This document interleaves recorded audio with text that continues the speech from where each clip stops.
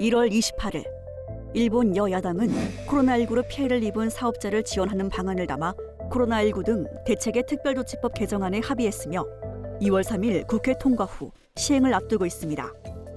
특별조치법 개정을 통해 코로나19의 장기화로 피해를 입은 사업자에 대해 협력금의 형태로 정부 지원을 할 수 있는 법적 근거가 마련됩니다.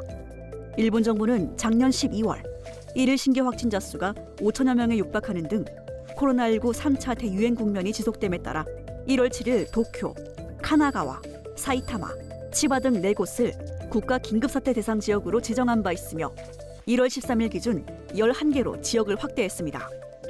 긴급사태 선언 대상 지역에서는 지자체장이 외출 자제, 영업 단축 등을 요청할 수 있으며 일본 정부는 긴급사태 선언에 협조하는 사업장에 일일 최대 6만 엔의 한도로 협력금을 지급할 수 있습니다.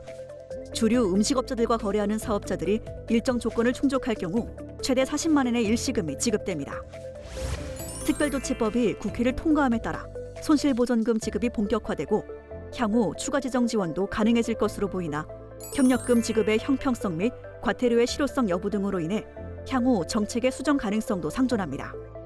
한국도 현재 손실보상제도의 도입을 추진하고 있는 가운데 일본의 협력금 추진 동향을 참고할 수 있을 것으로 보입니다.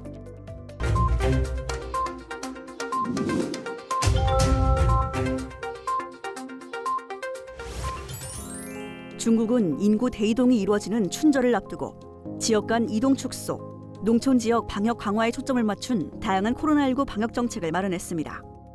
춘절 기간 코로나19 확산 수준에 따라 타 지역으로의 이동을 제한하고 타 지역 출신 노동자가 귀향하지 않고 거주지에서 연휴를 보내도록 취업 기회와 보조금을 제공하며 귀향용으로 예매한 표를 쉽게 취소할 수 있도록 무료 환불 서비스를 확대합니다.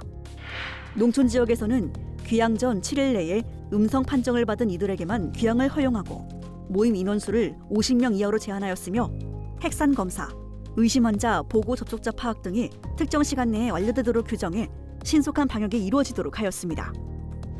1월 초 허베이성과 동북 지역 농촌을 중심으로 감염자가 급증해 코로나19 재확산 우려가 늘어남에 따라 이러한 방역 조치가 마련됐습니다.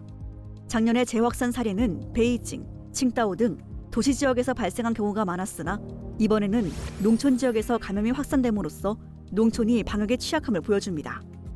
이번 방역 조치는 작년 춘절 연휴 전 우한에서 코로나19가 발발했을 때 초기에 타지로의 이동을 막지 않아 전국적으로 감염이 확산된 사례를 반면교사 삼은 것으로 보입니다.